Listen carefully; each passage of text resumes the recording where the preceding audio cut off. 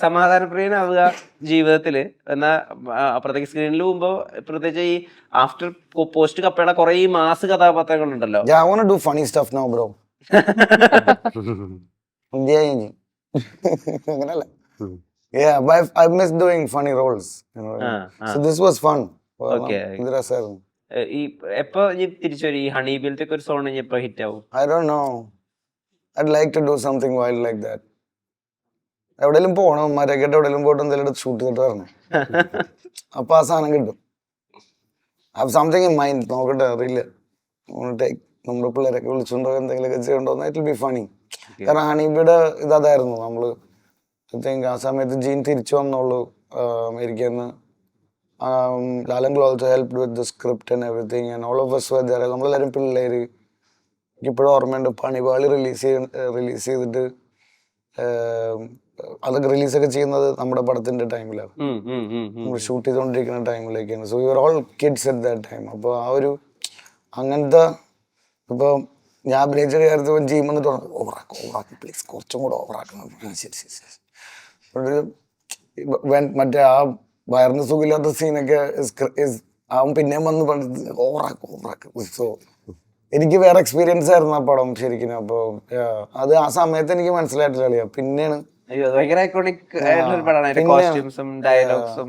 എനിക്ക് കത്തണത്. പിന്നെ തിരിച്ചു നോക്കുമ്പോഴാണ് like oh my god, like that was fun. പിന്നെ ഓർക്കുമ്പോ തന്നെ ബൈ മിസ്റ്റേക്ക് ഫോർ ഇന്നറാ വേണ്ട ഞാൻ മച്ചാനെ ആ ലിറിക്സ് ഇങ്ങനെ കയറി വരും. Go back to that song someday. Yes, someday. Let's hope, bro. Let's hope. ഈ അറിയാതെ തന്നെ ഫെമിന നല്ല ബ്രൂസ്ലി ബിജി എന്നാ വരുന്നത്.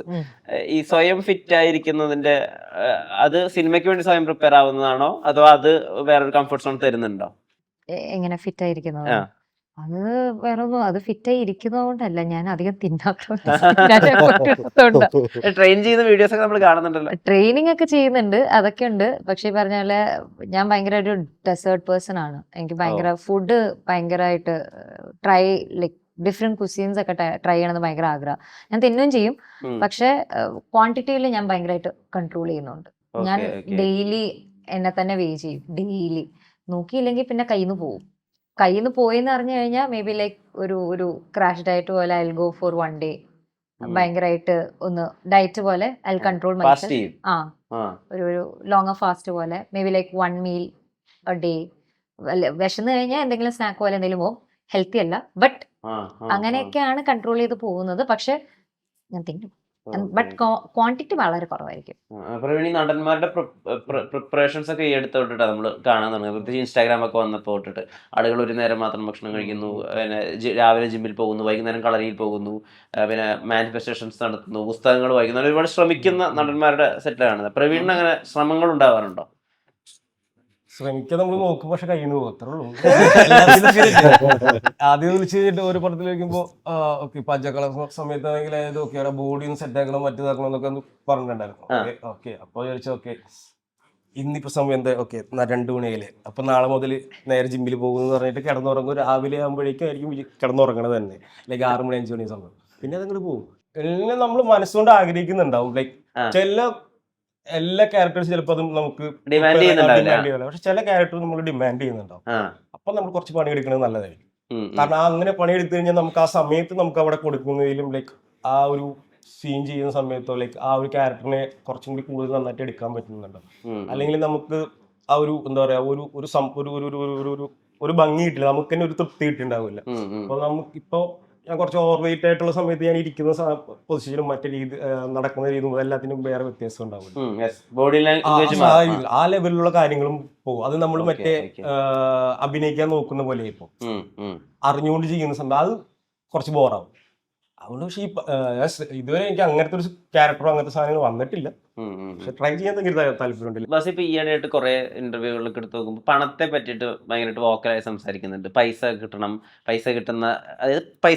അതായത് പൈസ കിട്ടുന്ന സിനിമകൾ വേണം ചെയ്യാൻ വേണ്ടിയിട്ട്.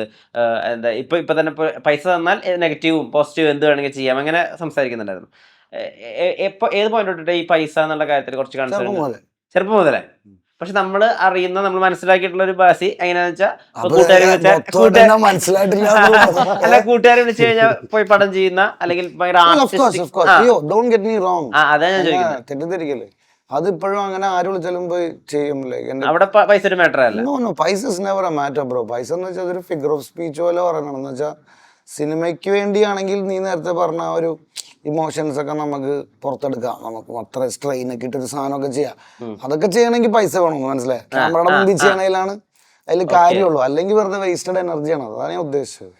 അല്ലെങ്കിൽ ഇപ്പൊ എനിക്ക് തോന്നുന്നു നിങ്ങൾ നല്ലൊരു ജോലി, നിങ്ങളുടെ ജോലി നിങ്ങൾ കറക്റ്റ് ആയിട്ട് ചെയ്ത് കഴിഞ്ഞാൽ I guess you will get paid decently. And I have always been paid well by God's grace. ഇവിടുന്ന് and Kerala has been, our industry has been very nice to me. So I can complain about that. അപ്പൊ അതൊരു figure of സ്പീച്ചിന്റെ പരിപാടിയായിട്ട് പറയണം. അല്ലാണ്ട് ഇപ്പൊ പെട്ടെന്ന് ഇപ്പൊ നമുക്കൊരിക്കലും അങ്ങനത്തെ ഒരു I don't think any actor can take that decision. കാരണം അടുത്ത പടത്തിന് നമ്മുടെ എല്ലാ ഡിസിഷൻ മേക്കിനും വീണ്ടും ക്വസ്റ്റ്യൻ ചെയ്യുന്ന രീതിയിലായിരിക്കും സിറ്റുവേഷൻ വരാൻ പോണം. അപ്പൊ നമ്മള് വീണ്ടും ഓക്കെ ഇങ്ങനെ ഞാൻ ഇങ്ങനെയാണ് ഇങ്ങനെ ചെയ്യുള്ളൂ അതൊക്കെ അപ്പൊ തന്നെ പൊട്ടു അത് അടുത്ത പടം വരുമ്പോ തന്നെ, എസ്പെഷ്യലി ഈ ബിസിനസ്സിൽ. അപ്പൊ അങ്ങനെയൊന്നും ചിന്തിക്കാൻ പറ്റില്ലല്ലോ. പൈസ is an important thing and sometimes it's not that important. അതപ്പോ അത് ഏത് കറക്റ്റ് ആയിട്ട് ചൂസ് ചെയ്യുന്നുള്ളത്. ഇതിനകത്ത് ഈ ആക്ടിങ് പ്രൊഫഷനായിട്ട് തിരഞ്ഞെടുത്താൽ തൊട്ട് നമുക്കൊരു റിസ്ക് ഉണ്ടല്ലോ. നമുക്ക് കാരണം ഈ റോളുകൾ നമ്മളിലേക്കാണല്ലോ വരേണ്ടത്. അല്ലെങ്കിൽ നമ്മൾ പോയി ആളുകളെ മീറ്റ് ചെയ്യുക, സിനിമകൾ സംഘടിപ്പിക്കുക എന്നുള്ള ഒരു അവസ്ഥയാണല്ലോ. ഇതിന് വേണ്ടിയിട്ട് നമ്മൾ മെന്റലി എത്രമാത്രം ഓക്കെ ആയിരിക്കണം? നമ്മുടെ മെന്റൽ ഹെൽത്ത് ഏതവസ്ഥയിലായിരിക്കണം? സ്ട്രൈറ്റ് കട്ട് മതി. അതെ, മെന്റൽ സ്റ്റേറ്റ് അല്ലേ ചോദിച്ചേ? വർക്ക് ഇല്ലാത്ത അവസ്ഥ എന്ന് പറയുമ്പോ ഇതാണ് ഈ പറഞ്ഞ പോലെ. സങ്കടപ്പെട്ടിട്ടുണ്ട്? യെസ്, തീർച്ചയായിട്ടും. അതായത് ഇപ്പോ മിന്നൽ മുരളി കഴിഞ്ഞിട്ട് വർക്കുകൾ വരുന്നുണ്ടായിരുന്നു, ബട്ട് ഞാനൊന്നും കമ്മിറ്റ് ചെയ്യുന്നുണ്ടായിരുന്നില്ല. കാരണം എന്നെ സംബന്ധിച്ചിടത്തോളം എനിക്ക് ഇമ്മീഡിയറ്റ്ലി അല്ലെങ്കിൽ ഇഷ്ടം പോലെ കുറെ പടങ്ങൾ ചെയ്യുക എന്നായിരുന്നില്ല എന്റെ ഫോക്കസ്. ചെയ്യുമ്പോൾ ഒന്ന് കുറച്ചും കൂടെ കെയർഫുൾ ആയിട്ട് ചെയ്യണം എന്നുള്ളതായിരുന്നു. അപ്പൊ ആ ഒരു ഡിസിഷൻ മേക്കിങ്ങിന് ഒരു ഇച്ചിരി ടൈം എടുത്തു. അപ്പൊ ഒരു ഫിയറും അപ്പൊ ഒരു വിഷമവും ബുദ്ധിമുട്ടും ഉണ്ട്. ഈ പറഞ്ഞ പോലെ അപ്പോൾ ഞാൻ ഭയങ്കര ഓവർ തിങ്ക് ചെയ്ത് സ്ട്രെസ് അടിക്കുന്ന ഒരാളാണ്. അപ്പൊ ആ സമയത്തൊക്കെ ഞാൻ ഭയങ്കരമായിട്ട് സ്ട്രെസ് അടിച്ച് ഭയങ്കര ടെൻഷനായിരുന്നു എനിക്ക്. പക്ഷെ ഒരു പടം കമ്മിറ്റ് ചെയ്തിട്ട് നമ്മൾ അതിലേക്ക് വരുമ്പോൾ ഇറ്റ്സ് ലൈക്ക് വേറൊരു കംപ്ലീറ്റ്ലി ഡിഫറെന്റ് ആയ ഒരു മെന്റൽ രീതിയിലായിരിക്കും നമ്മൾ പോകുന്നത്. അപ്പം ഇപ്പൊ സംബന്ധിച്ച് like touch wood everything is going great. ഇപ്പോൾ കുറച്ച് നാളായിട്ട് അങ്ങനത്തെ സ്ട്രെസ്സും കാര്യങ്ങളും വന്നിട്ടില്ല. സോ സിനിമ കിട്ടാതിരിക്കുന്ന സമയത്ത് മനസമാധാനം ആയിട്ടിരിക്കാൻ വേണ്ടി പ്രവീൺ എന്താ ചെയ്യുന്നത്? അപ്പോഴാണ് കുറച്ച് സമാധാനത്തിന്റെ അല്ല എന്നെ സംഭവിച്ചുള്ളത് നേരെ ഓപ്പോസിറ്റ് സംഭവിച്ചിരിക്കുന്നത്. എപ്പോഴൊക്കെ സിനിമ വന്നിട്ടുണ്ടോ അപ്പോഴാണ് എനിക്ക് പണി കിട്ടിയിട്ടുള്ളത്. ലൈക്ക് ഒരു പടം ചെയ്യുമ്പോൾ നമുക്ക് കുറഞ്ഞ ഒരു 8 മാസം 7 മാസത്തിന്റെ അടുത്തുള്ള ഒരു വെയിറ്റിംഗ് ഇതുണ്ടാവും. ഇതിലാണെങ്കിൽ എനിക്ക് ഉണ്ടാവുന്ന വെച്ച് കഴിഞ്ഞാൽ മാക്സിമം ഏറ്റവും കൂടി പോയി ഒരു 30 ഡേയ്സിന്റെ ഷൂട്ട് വരും. ഇത് മൊത്തം ഈ ഒരു 8 മാസത്തിന്റെ ഇടയിൽ. അപ്പൊ ഇതിന്റെ ഇടയിൽ നമുക്ക് ലൈക്ക് ഇവിടുത്തെ കുറച്ച് മറ്റേ ഹൈറാർക്കി പരിപാടി, മറ്റേ തേങ്ങ മാങ്ങ ഇതൊക്കെ ഉണ്ടല്ലോ, ഈ വക സാധനങ്ങൾ തന്നെയാണ് നമുക്ക് അവിടുന്ന് ഇവിടുന്ന് മറ്റേ ഈ ചൊറിച്ചിലും ഉണ്ടാവുക. അപ്പോ നമ്മൾ കയറി ചെറുതായിട്ടൊന്ന് പ്രതികരിക്കും. അപ്പൊ അവിടെ നിന്ന് റെസ്പോൺസ് ഒന്നും ഇല്ലെങ്കിൽ നമ്മൾ പിന്നെ കുറച്ചും കൂടി വലുതായിട്ട് പ്രതികരിക്കും. അപ്പൊ ഇതിന്റെ രീതിയിൽ അങ്ങോട്ടും ഇങ്ങോട്ടും ക്ലാഷുകൾ, കൊലകൾ, ഒച്ചപ്പാടുകൾ, അടികൾ, ഇടികൾ, അങ്ങനെയൊക്കെ എന്റെ സൈഡ് ഇപ്പോഴും അങ്ങനെ പോയിക്കൊണ്ടിരിക്കുന്നത്.